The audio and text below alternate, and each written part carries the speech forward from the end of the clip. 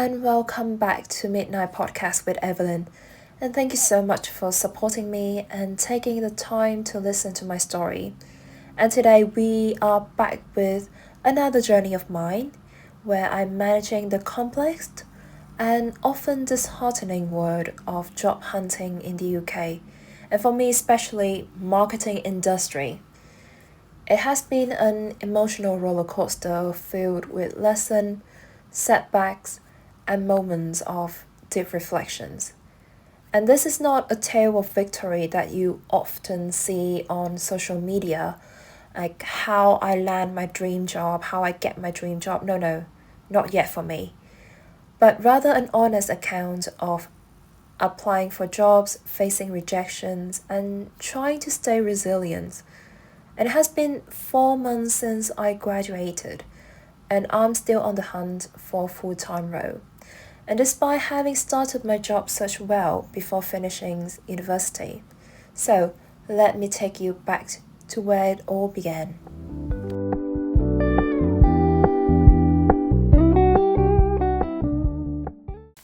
So, about my job applications journey, I started applying for marketing, branding, communications, and sales role during my second year at university, which at that time I aimed for placement year, which is a year-long professionals experience before my final academic year. And I was 19 and with a little experience in crafting CV, cover letters, or handling interviews. And my applications just led to numerous rejections. I did make it to first stage with many companies like Unilever, SAP, but time and again I was met with lots of disappointment, and those first rejections stung. But I managed them because with me CV rejections were more impersonal, like a door shutting before I even had a chance to knock. And over time, repeated CV rejections made me question whether my skills were being recognized at all, or did my applications even get seen by a human? Because there's a lot of companies nowadays, especially big companies, they had ATS or like AI to use to screening CV. So that's why I have that questions on my head. Filtered out by some automated system, yes. And which rejections I couldn't help but like checking my CV and wondering if my format, my wording, or even my listed experience was holding me back. And those frustrations build when you feel like you are screaming into a void with no response. But then there are interview rejections. And I think it's more hurt. And these are entirely different. They come after you made it past to the first round and finally to get to your stories, your passions, and your personality. An interview feels more personal. It's like two-way street where you connect with another person and start to envision yourself in the role. So that's why with me interview rejections hurts more. It's not just a rejections of your skill on paper, but it can feel like a rejections of you as a whole. So in the end, I didn't secure placement year. And along with all the challenges that I have told on my last podcast, which led me to take a break, I stepped back, rested, and traveled before returning for my final year. And after recharged it and more clarity in my mind, I continued with my studies and focus on graduate scheme. So graduate scheme is aimed for students, both graduate from master and bachelor. At this time, I was more prepared.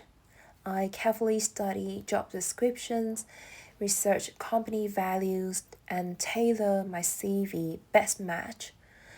But a lot of people told me, and even I experienced it, and this program was fiercely competitive. And I have to balance my job applications with final year coursework. Quite overwhelming actually, because final year coursework are crazy, and job applications exhausted. If you haven't if you haven't experienced the UK job applications process, it's hard to imagine how exhaustive it can be. Rejections pour in sometime after the initial CV screenings, or a lot of time after online assessment, and obviously with me, some feel progress to interview. And one of I know lots of my friends who got plenty of experience in Vietnam before coming to the UK. They study master, and still struggling with it. And let me tell you a story about one of my furthest interview was with Uniqlo. And I remember that day it was Chinese New Year, and there were 40 candidates that day and 5 Vietnamese, including me. After the first round, they selected 12 people to get into the final round, and I was the only Vietnamese who made it to the final round. And obviously, I did my best, and after all my best effort, they decided I wasn't a right fit, and they felt that I might not enjoy the role. The rejections was hard, but I kept pushing forward. And after that, I changed my focus to entry-level roles, which led to more interviews actually, but right now still no success in landing a job. The feedback for the interview was varied, which is like stronger candidates, or sometimes we had specific points where I need to improve. That is a good one because I know that where I'm lack of and where I need to improve. But lots of time companies ghosted me entirely. I always make a joke that the job applications process started to feel like using dating app but one where you rarely get to say no. You swipe right on a job posting, hoping for a match, and if you're lucky, you get a phone interview, which is kind of like first date, and you'll get to know each other. Then moving to the next round, feeling more like getting to know in person better. And obviously, if you're getting a job offer, it's like finding a elusive long-time partner. But if you can't, then just after a few days, you're not very match and you just blow it off. And one of my most frustrating rejections I received was for a social media coordinator role at a company that I'm quite like it. And the interview had gone very well, and I even sent a follow-up email expressing my enthusiasms and my interest and my positive atmosphere during the interview. And the manager and the executive interviewing me seems very interested in me and asked questions that went beyond the role basics requirements. But I received rejections email, and when I read it, it just simply said there was a stronger candidate, but praised me my energy and response. And it made me confused, because like, if they like me so much, why not choose me? So I requested detailed feedback but never received a reply. And this silence planted a seed of doubt in my mind, that I started questioning that what I might have done wrong in the interview, or whether there was an issue with my CV. And there's a darker thought actually, is maybe the problem wasn't what I have done, but simply who I was. I doubt myself and just simply doubt myself, that's all. And this self-doubt was huge, was demoralizing, and I felt lost and unsure what to expect next.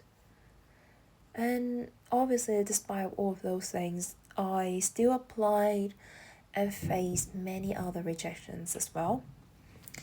And I know I told with CV rejections, you wonder if your qualifications were seen, but with interview rejections, you questions your interactions and whether it was you as a person.